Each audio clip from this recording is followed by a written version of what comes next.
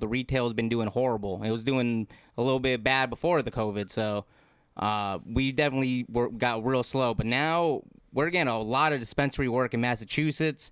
Here in New Jersey, they're opening new ones. So and I was talking to my coworkers. They don't even partake in cannabis, and I'm like, we're all gonna feel the effect of the cannabis industry. It's gonna affect everyone for the better because it's gonna create jobs. It's gonna create revenue for the state, for everybody, and there's enough room for everybody. And that's we need to legalize the traditional market. That's like what NJ Weedman's doing down in Trenton.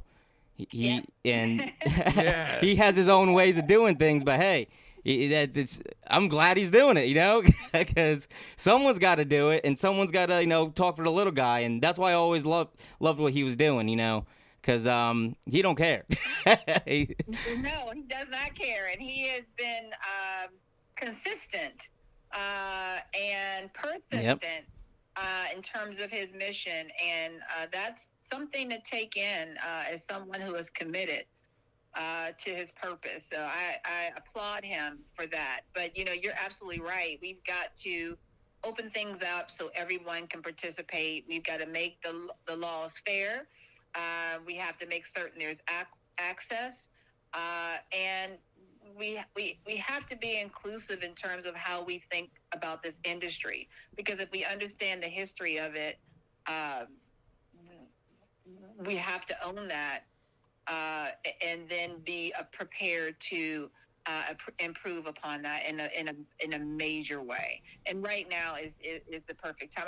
People always say, well, sometimes you have to wait for the right time. The right time is always now. Mm-hmm. That's right.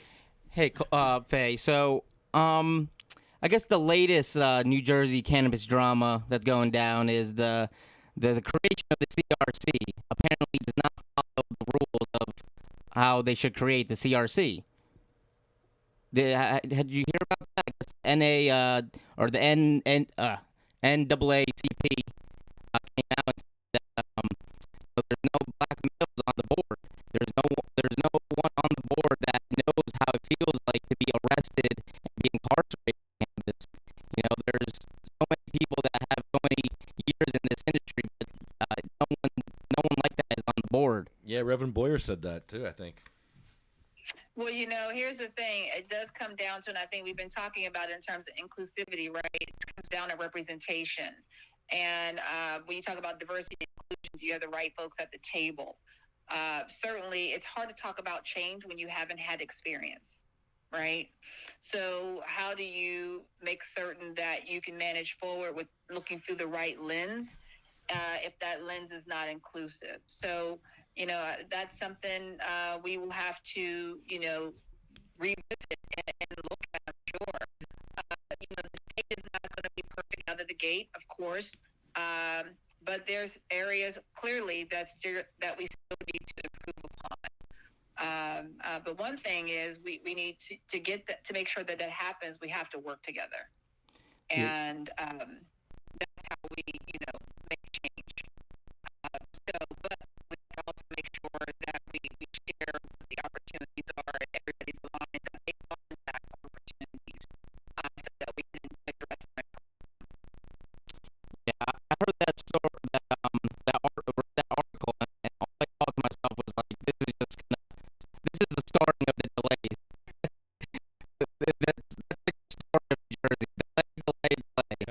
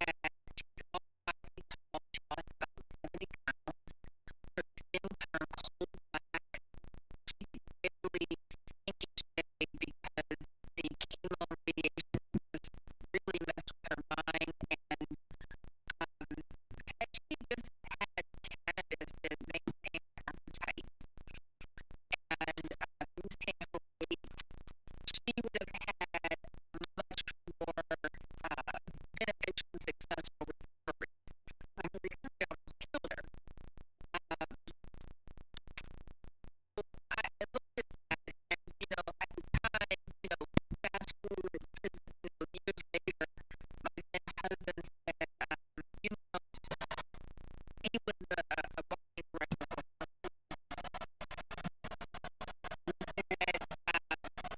he said, let me be clear with you and share with you this. As you look at traditional medicine, I can tell you confidently, it kills. It kills the bad, but also kills the good. And keep that in the forefront of your mind as you focus on your health. So I've always been interested on alternative ways of managing my health. And so in 2009, my mom got deathly ill and she passed away. And a week later, I was diagnosed with breast cancer. Oh. And it was a challenging year. And of course, I came through, which was a blessing. My mother was in a better place. But it stuck with me in terms of I needed to do something different. So in 2018, I was sitting down and I was actually writing a book. And it was over the weekend, and I looked up and I saw on TMZ a young woman named Hope Wiseman, who was on TMZ talking about how she was headed out to Colorado to go to a women's grow event, and she was going to speak. And she was just talking about how she was the youngest African-American dispensary owner in the country. And I was always in the back of my mind saying, okay, now Governor Murphy just ran on the platform of cannabis. I'm interested, but where is the catalyst? That was my catalyst. I put down my laptop. I picked up my phone. I booked a ticket to Colorado. I met Hope. She's now on my medical advisory board, and the rest is history.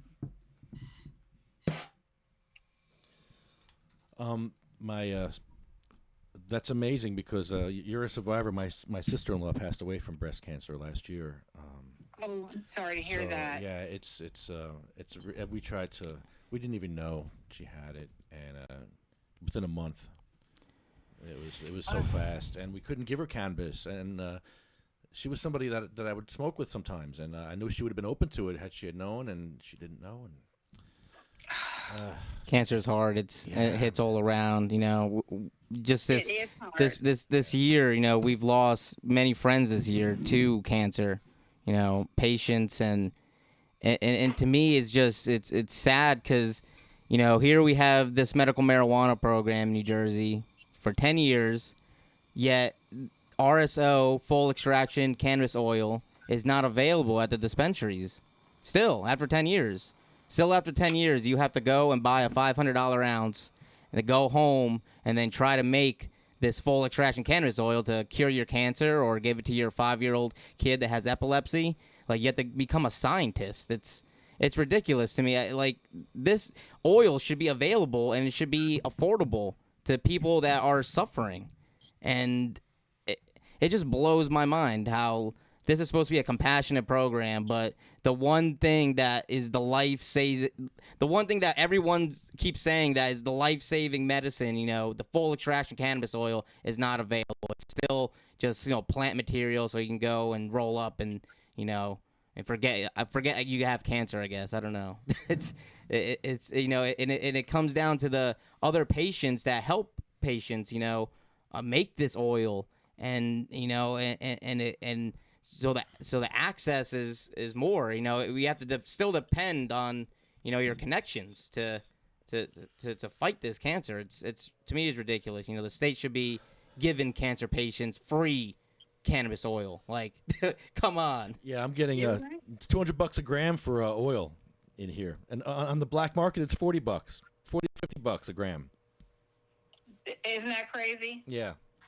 It is crazy, and it's unfortunate because so many people would be open to using it. And I think every year, I think about 1 million folks evolve in terms of understanding more the benefits of cannabis. But what an opportunity in terms of health benefits. And we're just scratching the surface, right? There haven't been much in terms of research dollars put towards cannabis. There's so much that's out there, and it's just that engine is really just starting up.